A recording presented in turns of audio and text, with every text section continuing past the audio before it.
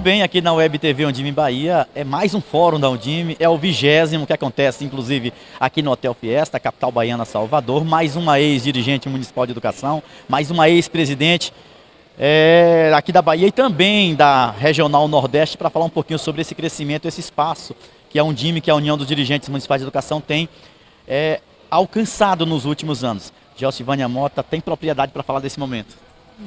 Obrigada.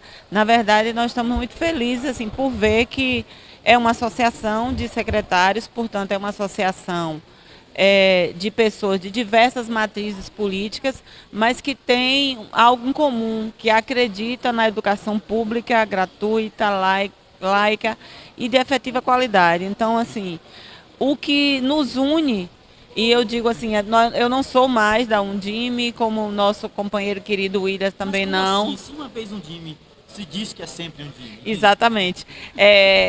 Os outros que passaram, os outros presidentes que nos antecederam, o Walter, o saudoso professor Adeum, dizia isso, uma vez Undime, sempre Undime, porque você acaba assumindo um compromisso com a educação dos anos iniciais e com a educação do ensino fundamental do município, porque é preciso pensar a educação da Bahia como um todo, pensar esse regime de colaboração entre município e Estado, pensar em regime de colaboração entre município, Estado e União e alavancar não somente os nossos indicadores, porque assim, eu não gosto quando a discussão fica restrita aos indicadores, porque a gente sabe que os indicadores às vezes são avaliações pontuais. Nós precisamos pensar quem são esses meninos e meninas. Extremos, não é? Isso.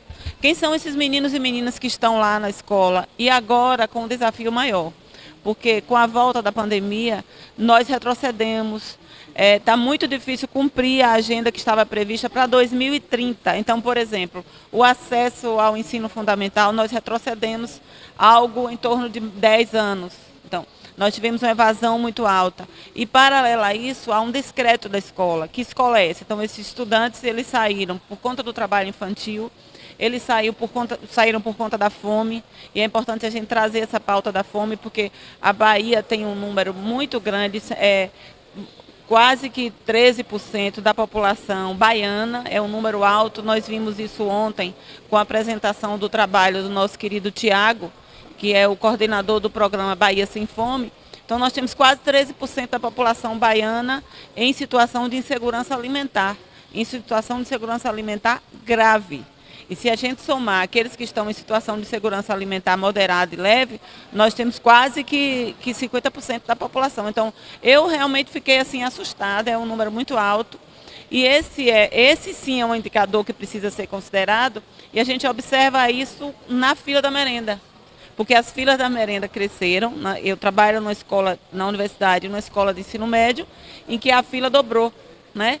Assim, termina o intervalo e nós estamos na metade da fila ainda. Praticamente todos os estudantes estão indo.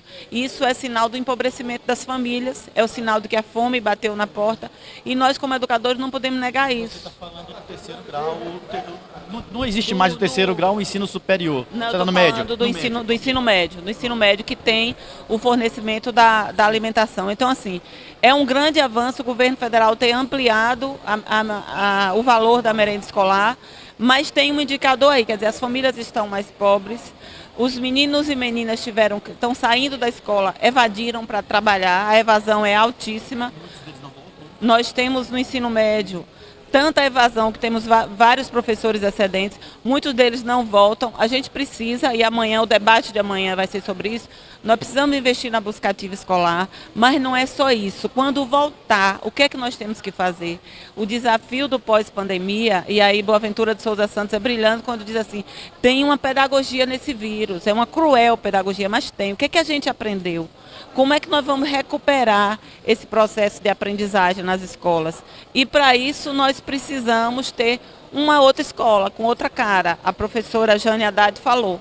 E falou em amor, não o amor piegas, mas aquele amor assim, do afeto, de se afetar, de se envolver. Então, compromisso político é importante. De pessoas, de gente, né? Se não tivesse essa ressignificação para além da terminologia, porque é um termo que tem sido muito utilizado, o professor Alessio lembrou da tua passagem ontem, né? Responsabilidades que se ampliam, olha quantas falas nós tivemos aqui. a necessidade de fazer uma busca ativa mais efetiva, não só daqueles que fizeram a matrícula, mas essencialmente aqueles que sequer fizeram a matrícula. Isso. E aí o censo, que ficou sem acontecer, também comprometeu, e nem todos os municípios conseguem fazer o mini-censo, né? Nem todos os municípios conseguem fazer o mini-censo. Nós não temos um retrato fiel do Brasil, né? Está previsto para maio sair o resultado do censo. E você tocou num ponto fundamental, aqueles que sequer foram, né? Então, se nós pudermos chegar a isso, acho que a gente precisa ir de vários parceiros. Tem alguns estudos que saíram recentemente, tem um estudo do IPEC com, me parece que é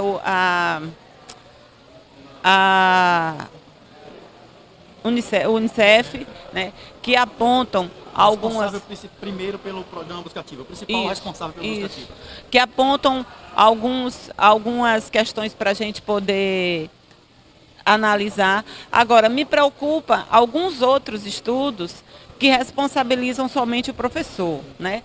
Não é só o professor nesse momento. Então, assim, a gestão é fundamental. É preciso ter um engajamento do gestor e um engajamento da sociedade. A responsabilidade é nossa.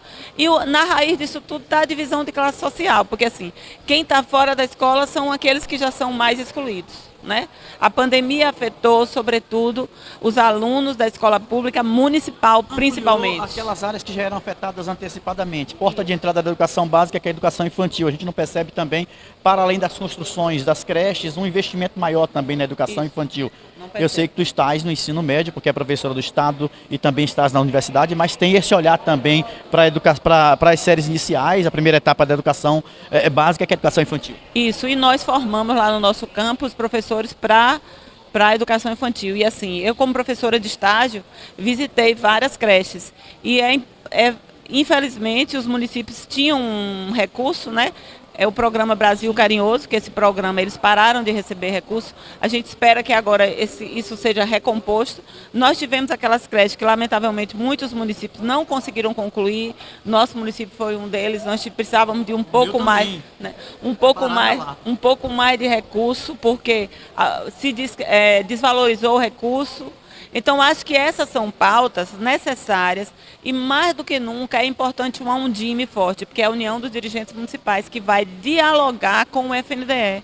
Foi fundamental o que nos disse o nosso presidente, né, futuro presidente da Nacional, o professor Alessio, quando ele diz assim, que bom que no FNDE agora a gente tem alguém para poder conversar. Então, o que a gente precisa, e essa é a defesa da Undime, o que a gente precisa é de termos a continuidade das políticas públicas e a implantação do Sistema Nacional, é importante dizer. Quer dizer, é um debate antigo.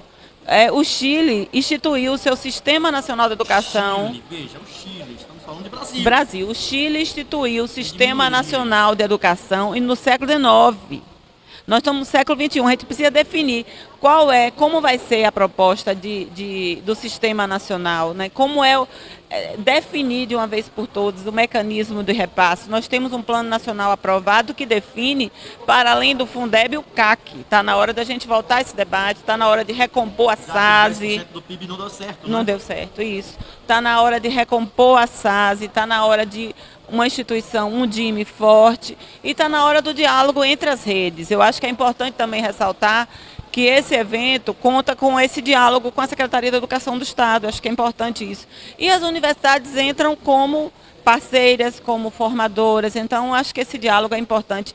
E com Anderson, eu acredito muito na Undime Bahia, com Anderson à frente, Anderson que é professor da rede municipal, professor do Estado e que conhece essa rede assim por dentro, nessa condição de quem lida com o chão da escola. Muito bem, para finalizar o bate-papo com a professora Gelcivânia, e ela falando da Undime, a Undime existe para que nenhuma política sobreponha a outra, afinal de contas o Anderson trouxe com muita propriedade ontem, o Estado está para os municípios estão e devem estar para o Estado, né? O Estado precisa ser discutido enquanto Estado de Direito.